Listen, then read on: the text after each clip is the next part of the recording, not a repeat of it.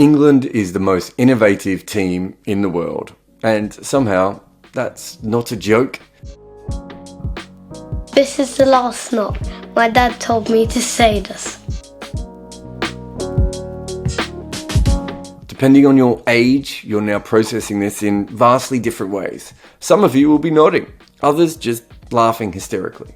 If you're under 35, you most likely grew up with the 2005 Ashes, 2010 to 2014 number one test team, or the bit where they dominated white ball cricket from 2015 pretty much all the way through to now. That England is dynamic, fearless, and always innovating. If you're over 35, you grew up in an era where English cricket was, a punchline. There is now an entire industry around English cricket's good, bad old days in the 80s and 90s. Quiz questions about how many captains they had, jokes about waistlines, David Bumble Lloyd's "we flippin' murdered them." That England was stale and broken, sad. You can see the dynamic of the two kinds of England fans playing out during the Gabba test. Those from the older generation saw doom and gloom in every critical moment as a sign of, the coming apocalypse. The newer generation couldn't help but notice that Australia had a good run in that match, and England batted out nearly an entire day for only 2 wickets. Of course, most of us aren't English fans. This is less about emotion and how the cricket world sees England. They were once Mother Cricket, and then the doddering old aunt that collects ceramic owls. And now they're the fun older sister, showing you all the stuff that adults won't. English cricket has become brilliant and bonkers. But by the end of the 2000s, this was a broken cricket culture. The first professional structure in cricket, however half-hearted it was, came from England. And by that point, it was already looking decades behind Australia, who had just started really with professionalism. The Asian boom had occurred with Pakistan, India and Sri Lanka, all producing champions and winning World Cups. The West Indies had been more dominant than England in a tougher era, and then they worked out T20 before anyone else. And South Africa played a more disciplined, conservative, and better version of cricket than they did, and were also just the superior side. The most important cricket nation was suddenly just another team. England looked ancient in a way that Australia didn't. And the counter game still produced some interesting trends at this time. Franklin Stevenson's slower ball being one, of course, he was a West Indian. And off the field, there was T20. But in the 90s, cricket was a colourful global game, and England was still wearing whites in one-dayers. And there was no real reason for any of this. England was still a rich cricket nation. Their professionalism may have only been for 6 months, but they paid their first-class players, which is something that New Zealand weren't doing at that point. But there was also still divisions within their cricket, coming from the old class structure and the original structure of cricket, like their split change rooms, which did make English cricket feel like it was stuck in another era. And they did try new things on the field from time to time. But even when they had success with it, cricket wasn't always paying attention due to their poor record. England was the first team to really pick batters who could keep over keeper batters in the 1960s, but more realistically in the 1980s. Other teams had tried a player here and there to see if it worked, but England in the 1980s had a selection mantra for their one-day international side. And eventually they would commit with Alex Stewart. In the 1992 World Cup, England are now remembered as a team who got Wasm Akram'd in the final. But this was an early prototype for the all-round white ball cricket that is more popular now. They had Derek Pringle at number 9 and Ian Botham as a slogging opener in a sort of Sunil Narayan-like role. That gave them a lot of bowling options and a long batting lineup. South Africa would get famous for this method afterward, but England certainly did it first. And there were glimpses of real innovation coming through in their team, like when Mel Loy turned up to international cricket and was sweeping fast bowlers, or in Adam Hollioake and kind of everything he tried. But these were rare, and none of them worked well enough to change the direction of the game. England's control of cricket off-field was clearly fading, but their effect on the ground had fallen off almost completely. And yet, little by little, from Duncan Fletcher through to Owen Morgan, the most straight-laced beige team in cricket had gotten, to use a Warnism, funky. And if you follow trends in cricket, then England is currently your style icon, for most probably the first time since the 1960s. No matter what the format, England are doing something interesting and trying to change or progress the game. And in every format they've had some success, but also failed a lot, which means that it's been interesting rather than successful. But it's almost always been fun. In T20, they started by unlocking their young batting talent by letting them just go out and hit a bunch of boundaries. It differed from the West Indies dot or six method. It was freer and often lasted longer. Their T20 batting lineups were as deep as cricket had seen, so it allowed their top to swing away consistently. And these methods took them to win the Carlos Brathwaite mishit of winning the World Cup in 2016. And this year, they looked like the best team in the competition, even with a weakened first 11 because of injuries. By the time they got to the semi-finals, they were missing 5 frontline players, and some incredible hitting from Daryl Mitchell and Neesham to get them over the line. Considering how England has looked in both of those World T20s, missing 1 or 2 additions in the middle has probably cost them a fair chance at winning the title.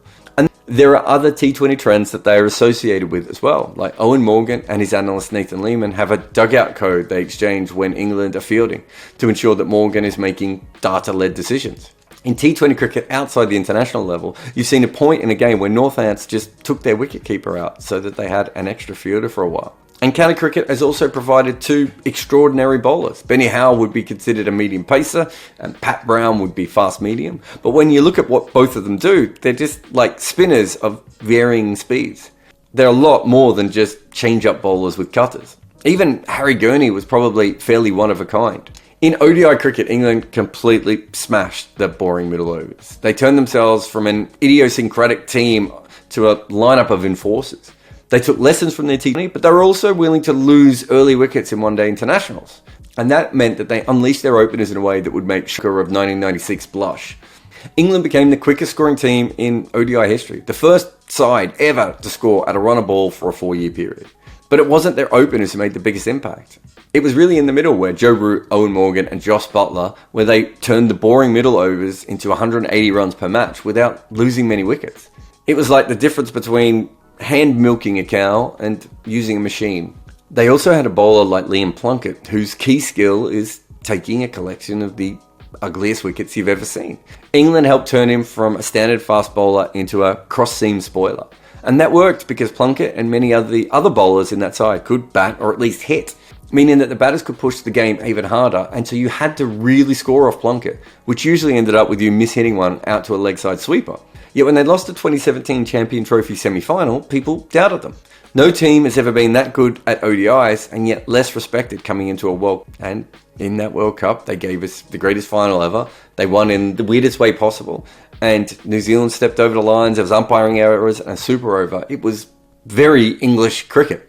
And even if they had lost that, they probably still changed the way that one-day cricket was played just by going so hard in those middle overs. And then there's tests. If they've been dominant in the 2 white ball formats, then they've been mixed at best in tests. Last 5 years, they have 27 wins and 24 losses. Essentially, it makes them the worst of the best teams. The 2019 Ashes might be the best example of this, in that they lost the first game and they're on their way to losing the second when Stokes plays the second best innings that was played that year. And then they lose and win one more test to end the series with a draw, but Australia keep the Ashes. They're just not a team that you can set your watch by. But they're almost always worth watching for glorious or abysmal cricket, from match to match. And their results have been like that for quite some time. Like, they strolled into India and they won the first test, and then they barely made a run to finish the series. They lost the series to Bangladesh, and then they allowed the West Indies to chase over 300 at Headingley. But even while being less successful, they've certainly tried a lot of stuff in tests. At first, they copied their limited overs formula with all-rounders, incredible batting depth, giving them incredible batting depth. My favourite might be the Bridgetown test where Adil Rashid came into bat at number 10 and Sam Curran was batting at number 9. Adil Rashid has 10 first-class hundreds and Sam Curran has batted at 7 in tests. But you've also got Ben Stokes, Chris Wokes, Moeen Ali and even Craig Overton.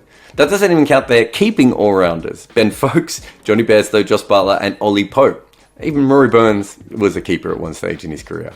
This is an abnormally flexible team. And there were signs of this in the Flintoff-Swan-Broad era, before Broad got hit in the head. But this is a whole new level of all-rounders that they've been trying over the last couple of years. And having a team of this many all-rounders means they either look fantastic or like boiled sick. And it hasn't worked, but mostly because they haven't had strong batters up the order to make sure that Stokes, Moeen, Buttler, Wokes and Curran could come in when there were already runs on the board, allowing them to just attack and be free. Most of these all-rounders have been forced higher up in the order than you would want because England haven't been able to find any other batters. Almost all their batters have some kind of... It got so bad at one stage that even Wokes was discussed as a potential top-order stopgap. And it is at the top of the order, but it might be at the top of the order that I think they're the most interesting. Both Jason Roy and Alex Hales have opened for England. even though neither of these guys were successful openers at the first class level. And they were both picked because they're fantastic white ball players. And England didn't stop there, did they? Because Butler's return to England was on the back of white ball form. Even though there's rarely ever been, if at all, a long-term consistent test player who hasn't made consistent runs at first-class cricket. And when England stopped trying their best T20 hitters as openers, they went completely the other way and found the most turgid people alive. England players hate when you talk about the 100-ball innings, or as it became known, the dentury. The story is that when England's team management realised they didn't have a good enough top-order players, they just kept asking them to bat 100 balls in each innings. Joe Denley has said that this didn't happen. So it is possible that England did it, but just through their selection. It's clear that at that point they were rewarding players for batting time rather than making runs, which is not that normal. And England were talking about things like weighted averages. They were basically doing whatever they could to not mention the fact that their players weren't making any runs. And blunting the new ball isn't reinventing anything. But doing it with 3 players that you're not worried about making masses of runs that's something else. And it's also worth thinking about some of the techniques of those top order players that England had. For a long time, England batters, Graham Gooch aside, batted in a very staid English way. The MCC manual has been burnt and snorted, and you get Burns looking over his shoulder and Dom Sidley's one-sided play. And it's not just the defensive batters. As we've made in a previous video, Butler is just as much an outlier in the other direction. England batters were encouraged for generations to follow their natural and they're not making a lot of runs at the moment, but maybe the jury's still out. But when you watch county cricket, there are some fascinating methods out there. And with the ball, Jimmy Anderson has perhaps been the main reason why the wobble ball seam has become the most important delivery in the world. Well, it's certainly Muhammad Asif's creation. It's Anderson's wrist that has elevated it to this global status. And England have also been planning on platooning their fast bowlers, which is a bit different from cricket's normal horses for courses selection policy.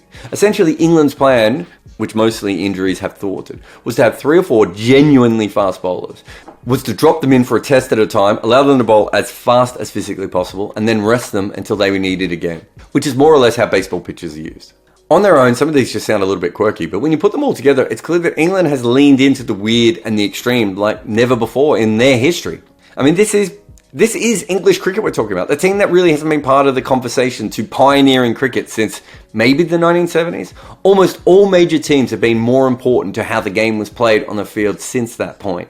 India's spin quartet, Pakistan's reverse swing, sweep, doosra and attacking middle overs bowling, West Indies 4 fast men and the 6 hitting in the T20s, Australia's professionalism, early ODI cricket and scoring out 4 runs and over, plus Sri Lanka's power play and bowling actions. These were all sizable shifts in how cricket was played. And England were just stuck through a combination of poor cricket and negativity at the national team level. But modern English cricket is suddenly becoming the most fast evolving of all the cricket cultures. If there is a freaky new tactic or way of bowling the ball, there's a good chance that right now that it will come from England. And they have science in their dietary plans and creativity in their analysis. They're going all in on all the weird shit. And that the team doing this is England makes it all the more bizarre. Like finding out your grandmother likes grime. And weirdly, England are on their way to fun second team status. That's so weird because this is the team that everyone hated because of the whole, empire thing. Then they became the team that everyone laughed at or thought was dull. And now they're the team that kids might like because they're doing weird, funky, cool shit. England are an innovative team. And that's just a fact.